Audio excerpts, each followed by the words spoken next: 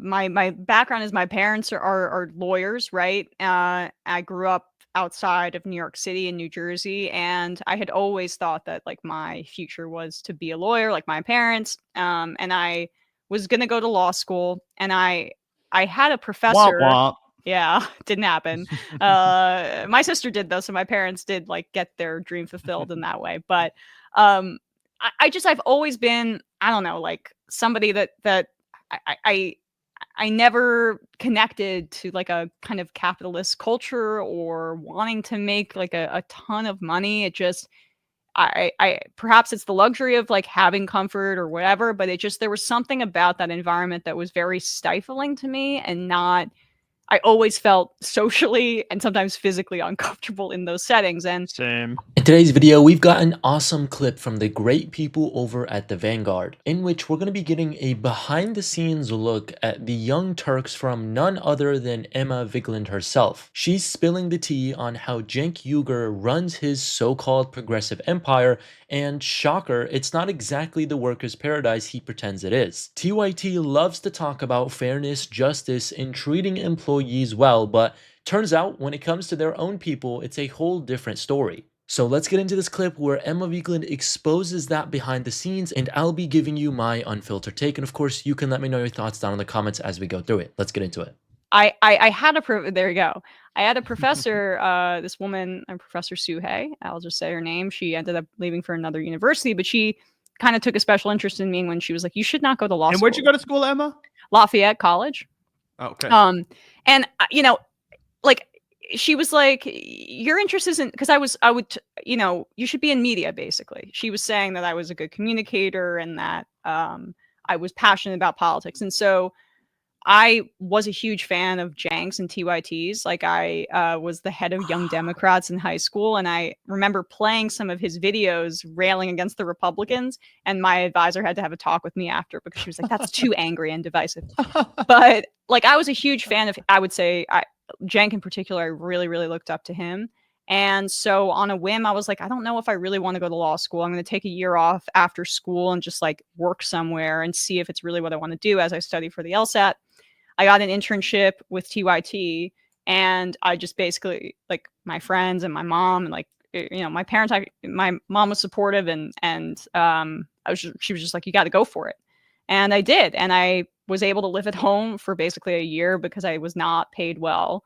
But I was on the road for quite a while with Jordan Sheridan, and that was really incredible experience in many ways. Like there were issues there. Obviously, it came out, and that's why he was no longer not related to me, but similar.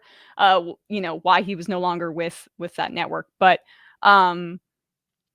he still did teach me a lot, and like going to Standing Rock and doing the tour of the Rust Belt. That was part of why I thought that Hillary had a good chance to lose. And then eventually TYT did their fundraising drive for journalists in the wake of Trump's victory.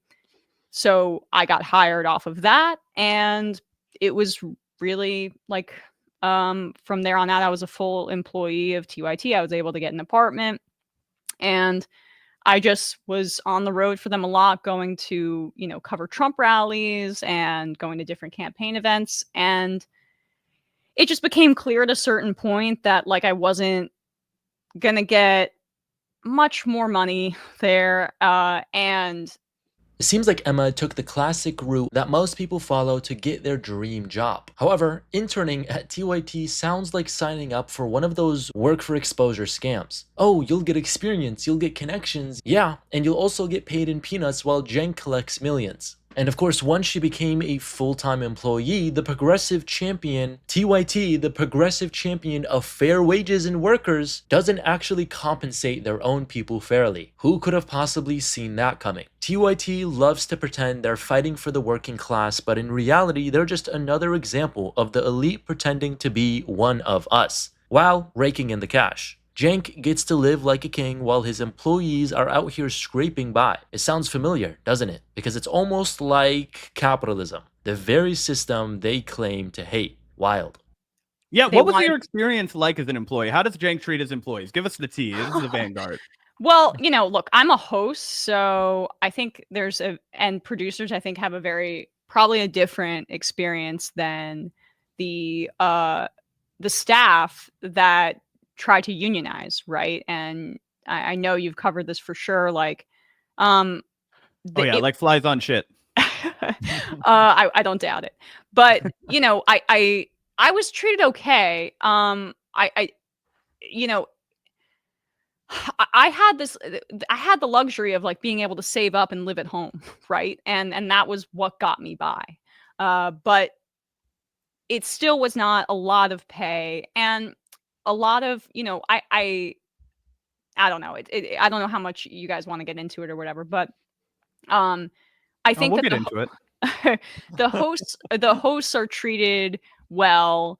I do think that like there was a lot of suppression of I don't think. I know there was a lot of suppression of that unionization effort. And so even though I wasn't paid that well, I always felt like appreciated. But I was trying really hard to build up a New York operation in New York City, which like they weren't really that interested in. And I wanted to do a show remotely from New York, which they weren't that interested in. They wanted me to move out to LA. My now fiance, we were just boyfriend and girlfriend at the time, had just lived in LA and he didn't want to move back there. And so like it was Retweet. like I'm making 5 figures. Should I leave this relationship that I'm really excited about to go move out there, but still do the same thing? And like, I asked Cenk that, and he was kind of like, "Yeah, you should." I'm like, why? No.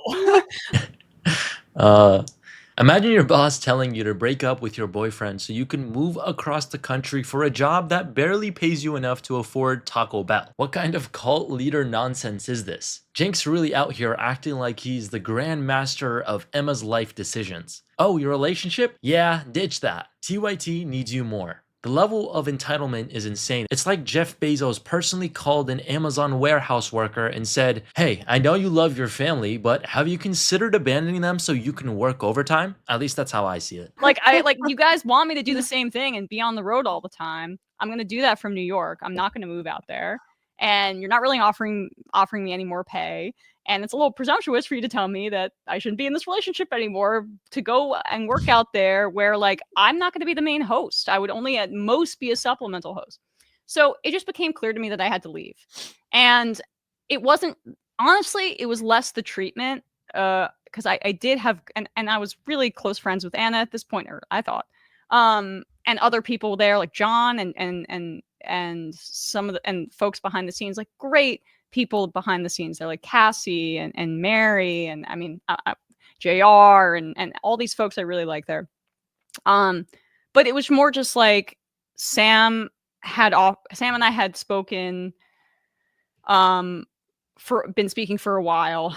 I would be the main co-host here and I would be able to be based in Brooklyn. And and at the end of the day, sorry, I get awkward. I get like nervous talking about some of this stuff because it's That's not all in my good. wheelhouse. But That's all good. I noticed that the coverage was becoming a bit more reactionary. Even Back then? even then, yeah. And I had conversations with someone else who left at the same time who also was saying, I don't know about the business side of things. They may have overextended themselves in certain areas. And you could probably see Clearly they why have. Yeah. polymarket sponsorship happens. It was the right decision. And it was a great like experience for me in the sense of my gut said, I don't think this is going well for them. There's a lot of expenses here that don't seem to make sense. The main show is becoming more reactionary and I don't necessarily know if it meets the moment. I'm concerned that they've plateaued or on the decline. And then what does that mean for me? I could leave now and I could work with someone who I really respect and learn from him. And that's what I did. And my gut was right. And like, it's the best move I've ever made, best decision I've ever made in my life. And, Sam is, I was saying this to him the other day, but like, I learned so much from him. And he's just been like, I don't know if he's ever said no to me about time off or request I've had or anything. He's just very Pushover seater. Let's go. chill. Everybody apply at the Majority Report FM. It's a soft seat. So that was long-winded, but there you great go. answer. That's my that's my background.